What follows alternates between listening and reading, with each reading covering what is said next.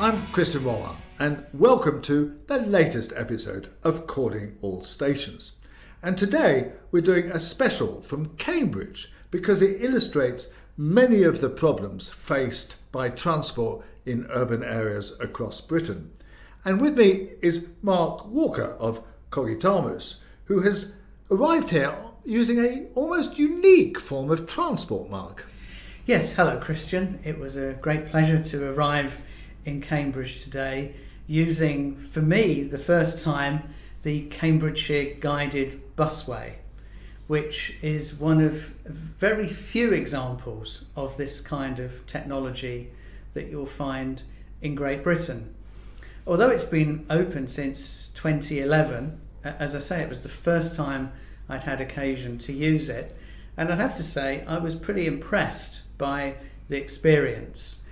Travelling in from St Ives, which is to the northwest of the city of Cambridge, on the busway, which of course enables the buses, which to all intents and purposes look like conventional vehicles, to operate using a guided system on a kind of concrete track with guide wheels that enable the driver to achieve much higher levels of running speed than you would typically see for local bus services. And of course it's completely segregated from other road traffic, apart from a few places where it crosses roads and there are traffic lights and other safety measures. So it's halfway between a tram and a bus. It's kind of, yeah, it's an interesting kind of intermediate technology.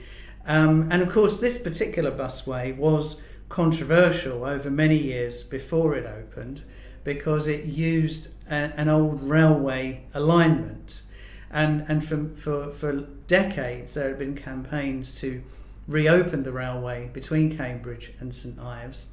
In fact, if the route hadn't been converted to the busway, I'm sure it would now be featuring in one of those reopening campaigns, one of those beaching reversals, which the UK government has encouraged local authorities and other stakeholders to bid for. But now it's a kind of concrete railway. You can see it was a railway by the extent to which it's very straight, and where there are curves they tend to be long sweeping curves, and you can even see the former railway stations in some cases that are still in situ but used for other purposes.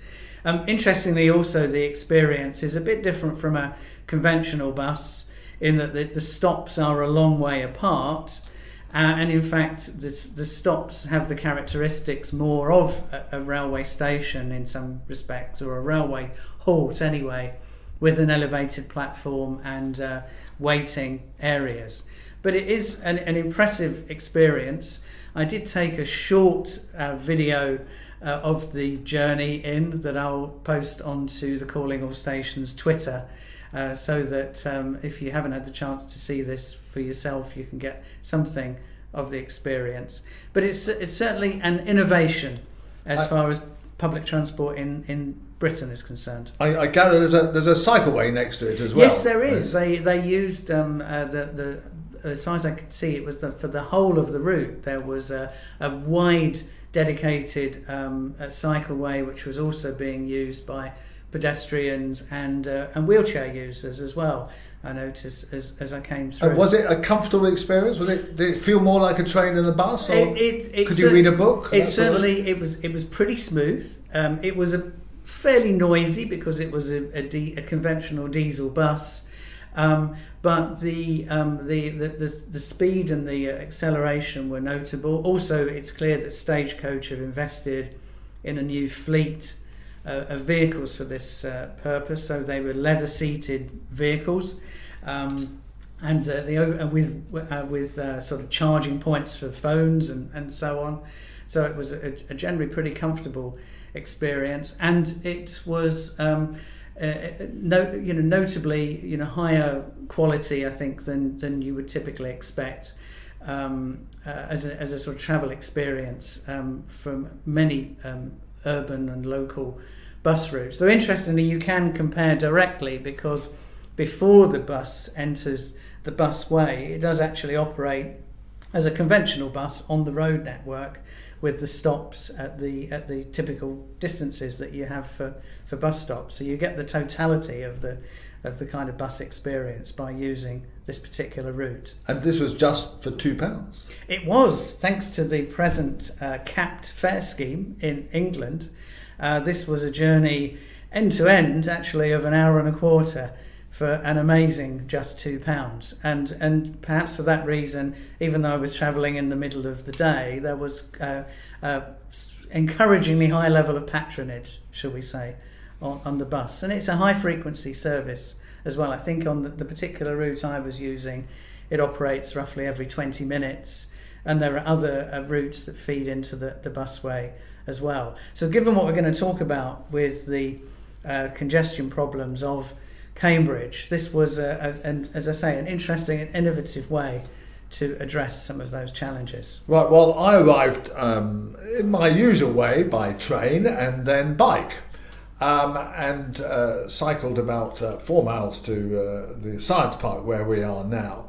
And I must say it was not the most fantastic experience. There was a cycle route for much of it. I actually even went through a park which has some cows in it, which is very strange. I'm not sure what the cows were doing there. But it's true to say that Cambridge suffers from what many urban areas suffer from, and that's too many cars in a city that is not built for it. And they've been trying to tackle this for years. There's been kind of all sorts of schemes. And indeed, there has just been a big report published by the Greater Cambridge Partnership into plans that would hopefully remedy the congestion. And really it goes back to 5 or 6 years. There was initially a public consultation, and then there was some type of initial report, and then there was more consultation. And one of the complexities, which I think you understand as a resident of Peterborough better than me, is that there's a greater Cambridge partnership. There is Cambridgeshire, and then there is Cambridge City Council. Is that right? I think in some ways the people of this part of the country are the most overgoverned of anywhere in the UK, because much of Cambridgeshire still has 2-tier local authorities with district councils and a county council. Then there's the unitary authority of Peterborough, which is bolted onto that. And then sitting over all of that as a combined authority, there is a directly elected Metro Mayor. And not a lot of people realise that we have a Metro Mayor in Cambridgeshire and Peterborough. People have heard of Andy Burnham in Greater Manchester, of course, and many of the other Metro Mayors in England. But in the case of Cambridgeshire, we have one of our own. We now have a second Metro Mayor elected for this city region. And a change of political control. So the first one was Conservative, the second one is Labour. But interestingly, whatever the political complexion of the leadership, the problems remain. So yes, and the body charged with trying to deal with this is the top one there. I think the Greater Cambridge Partnership, and it does have an allocation of investment funds to tackle this, and it's produced this Making Connections report a few months ago, and now it's just published the results of a consultation on this report. And whereas the previous mayor initially wanted to have some sort of tram system through the middle of Cambridge, and this was highly controversial, but he kind of pushed this quite strongly, and it came to nothing after quite a lot of money was spent on this scheme. And so the idea was they went back to getting another report. I mean, honestly, Mark, This is a 217-page report. You can imagine, all done by private consultants. You can imagine what that cost. And this is it's come up with a series of proposals. And at the core proposal is that they'll have much more frequent buses, that have measures for walking and cycling, although they haven't actually really specified precisely what. And to pay for this, they would have a congestion zone in the middle, as per London, which would then, the money for that, or a lot of money for that, would go to paying for the improved bus services. And these are always controversial, aren't they? Congestion charges. Absolutely. And of course, so what has the consultation come up with? Well, people really like the increased frequencies buses. Some 60 or 70% of people support the increased bus provision, and so they like that idea, even though the report finds that not many people use buses in Cambridge because it doesn't have a very good network. It's certainly far lower than the number of people cycling, and something like 60% of people use a private car, 60% of people cycle at some point during the week, and only about 10% use a bus. So it's really kind of a very marginal form of transport. Nevertheless, they like this idea. There is, of course, one problem, which is that a majority of people, only 34%, a minority of people, only 34%, support the idea of a congestion charge, which was only going to be set at £5 and double that for vans, and there was a possibility of £50 for lorries, although that does seem a bit excessive. There is a lot of subsequent debate about this, and now they're coming up with a variety of proposals. One issue is that it covers Addenbrooke's hospital and the other hospitals in the area, and people are kind of objecting to that idea that you have to pay to go go towards the hospital by car. So they've come up with a variety of proposals about either letting certain people off who might, and then you have exemptions, but then how many exemptions do you have, how do you enforce them, and so on. Or you might have a lower charge than the £5 and so on. So there's now a big debate about this, but it's already cost some political casualty, which is that the leader of the Labour group in Cambridge has gone, and she's been replaced because, according to the new leader, we have to listen to people, what they said about this congestion charge idea. And I think that's a real shame, actually, Mark, because at the end of the day, a city like Cambridge, which is has a very heavy cycling use already, lots of people walking, a town centre where that is sort of semi-pedestrianised already.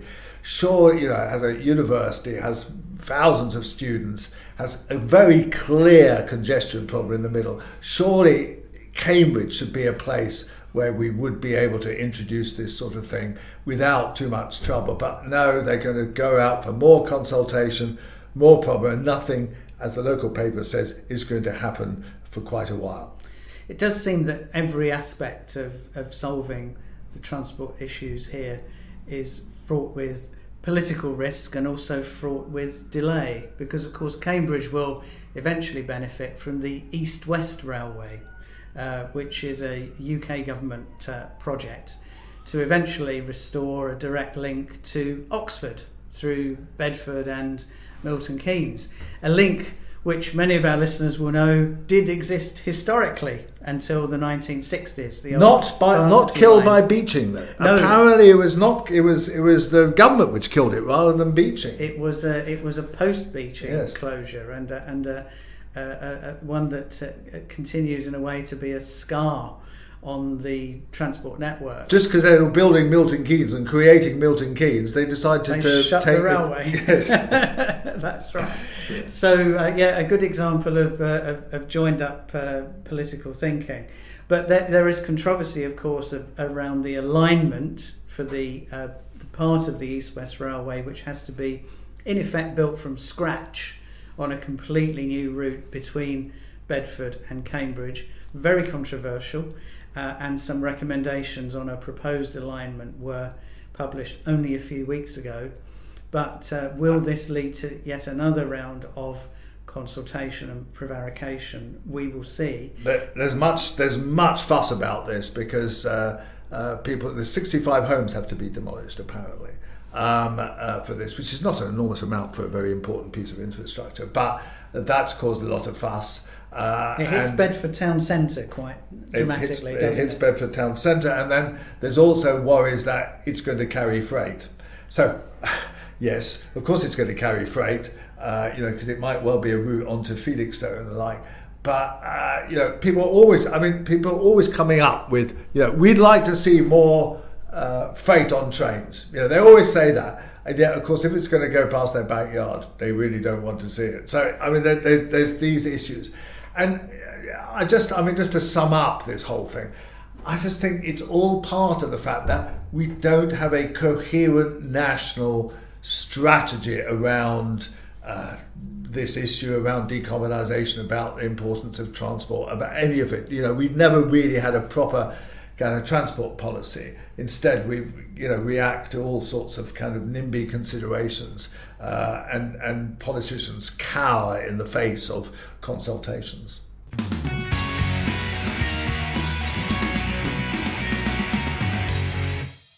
There are moments in history where you recall exactly where you were and what you were doing. But sometimes this leads to completely unexpected intersections. And I remember staying up all night in 2016 watching the results of the US presidential election coming in, when we were agog, I think it's fair to say, at the election of President Donald J. Trump. But the very same morning, the second story in the headlines, and one of enormous domestic and local interest, related to an accident that had taken place on the Croydon tram system. Now, you, Christian, have followed this story very closely over the last 6.5 years. Absolutely. Oddly, of course, there was a third thing happening to me at that point in time, which was that I was standing in the Richmond by-election as the Labour Party candidate, and it ended, of course, without me winning or getting anywhere close to winning. But it was very poignant because I was also at the same time being asked to comment on this Croydon tram crash in which 7 people were killed. And we've just had the verdict of, it's taken 6.5 years, the verdict again of the driver's trial, who was being charged with various health and safety offences in relation to the crash, in which 7 people died. And he's been acquitted. Meanwhile, Transport for London and the TOL, which is the First Group subsidiary which operated the tram, have actually both admitted liability under health and safety legislation and so on, and so they will obviously be fined in that respect. But the driver was acquitted, and I've just written a piece for actually Inside Croydon, which is a website, but I've also written various articles over the years about this for Rail Magazine and elsewhere.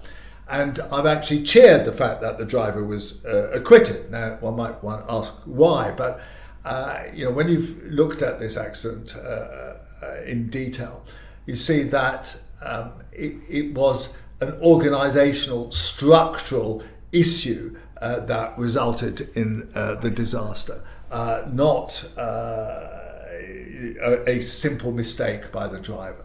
So the driver clearly did make a mistake, but he was put in a very difficult position. This was an odd bit of railway. So what were the underlying causes then for the accident? Well, the underlying causes, there were 2 really. One is that this is a very difficult track, right? It goes through 3 tunnels where the speed limit was 80 kilometres an hour, 50 miles an hour. And then suddenly it then reduces to 20 kilometres an hour for what is a 90-degree bend, right? the driver was clearly, he was travelling actually at 70 kilometres an hour, and the tram, as a result, overturned. But there were very few warning signs about this, and oddly enough, some of the warning signs had been taken down. The tunnels were badly lit and dark, so the driver said he was disoriented. And he was put on what is a dangerous piece of railway. There had been other examples of overspeeding, which were not quite as high speed, and therefore it didn't result in accidents. But the authorities, the TOL in particular, should have kept an eye on this part of the track and instituted better warning signs, maybe even some sort of trip device, or as there is on the National Railway. Oddly enough, trams are not considered like the railway. They don't have the same legislation, so you don't need advanced warning systems about things like this when you have a speed limit. So that's one issue. The second issue is driver fatigue. There are many instances of drivers getting tired, and the shift pattern was almost kind of resulted in more cases of driver fatigue than it should have done, because it wasn't a good structure for the shift system. And several drivers have been sacked as a result of falling asleep while they're driving the tram, rather than the company looking at the situation and saying, why were drivers falling asleep? What was the problem here? What should we deal with it? They just sacked the drivers, and again, that's blaming the driver. So I'm very pleased that the driver was acquitted, and in particular, the investigations have been rather poor. There's been two key investigations, which was, first of all, there was the Railway Accident Investigation Branch, and somehow one would have thought that this would have resulted in a thorough... Just tell us who they are, Christian. ...exposition. They are the Rail Accident Investigation Branch, created about 15 years ago, looks at accidents and tries to ascertain what happened without necessarily allocating blame. So it's not about kind of saying so-and-so was at fault, so-and-so was at fault. What it does is try to explain the causes and to learn the lessons from it. But in this case, it was a completely faulty investigation, because Transport for London had failed to submit an audit report about driver fatigue on this particular stretch of on the Croydon tram link, and it had omitted to send this report into the Rail Accident Investigation Branch, and as a result, and maybe partly because of that, but partly because I think of the prejudices of the RAIB, they had not properly investigated this issue of driver fatigue. And they had to actually, once this report was uncovered by campaigners for the bereaved, and a guy called Michael Liebricht, who was an assembly member who was actually head of a committee on safety at the GLA, he uncovered this audit report and put it into the RAIB, and they had to then kind of add an addendum to their initial report. So there was a lot of failings in the investigation, and then the second investigation was in the inquest. But the inquest then took this ruling called the Norfolk ruling, which is that it said we can't investigate matters that have already been investigated by the RAIB. And so since the RAIB inquiry was inadequate, the coroner's decision not to investigate matters that it had already partially considered meant that certainly the bereaved families are still angry about what went on, and of course the failure to come up with answers to exactly how this happened, what were the real contributory factors, and how do we ensure that this doesn't happen again. So it's a very unsatisfactory kind of outcome. Have protocols been put in place to learn the lessons from the underlying cause? They've certainly improved the driver fatigue issue at the Croydon tram link. They've also taken remedial action about this very sharp curve and so on. but I'm not sure that the overall bigger organisational issues have been properly addressed to ensure that something like this doesn't happen again. So there's still kind of concerns about it, and it does highlight some failings in how we actually look at these sorts of accidents. And of course there is a long and perhaps ignoble tradition of blaming the workers for accidents on transport systems, isn't there? Absolutely, and there's a long railway history of that. I mean, stretching back literally to the 19th century, where it was always easier to blame an individual driver, an individual signal person or whatever for having caused a particular disaster, when people were actually put in a position where one mistake could lead to a very major disaster.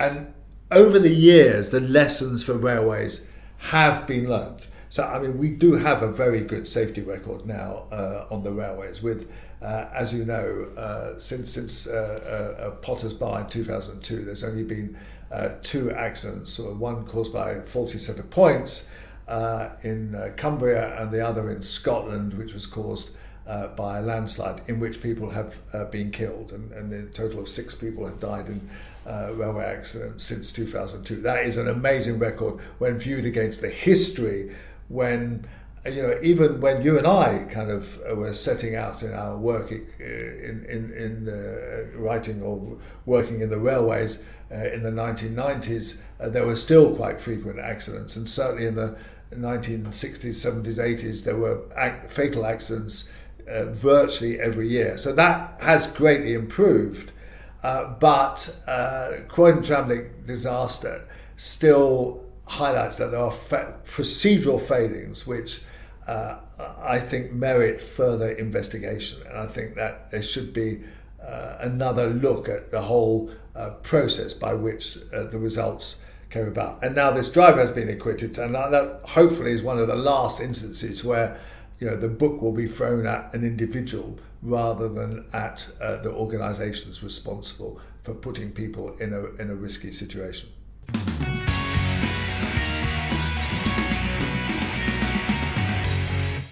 Here's Christian's final thought from the Departure Lounge. Well, it comes from Motor Trade News, not a magazine I often look at, but come across this article which asks, could public transport passes ease congestion? And they did a survey of motorists in which they found that 1 in 5, that's 20% of motorists, would actually potentially use public transport if they had the sort of pass that is available in Germany. Now, you might recollect, we've talked about this before. In Germany, for the princely sum of 49 euros, you can use kind of most train services and all bus and tram services just for the monthly price of 49 euros. And that's something that it would take a lot to get introduced here because of all the different providers and all the complexities of our transport system. But you know what? In Germany, there is also equally a quite complicated system of public and private operators, all sorts of local authorities and stuff. And they've just basically said 49 euros buys you a transport pass. So if 1 in 5 motorists would consider that, can you imagine how many cars might be taken off the road, and the sort of problems that I've been talking about here in Cambridge might well be alleviated by such a system. But, I can't see it happening soon.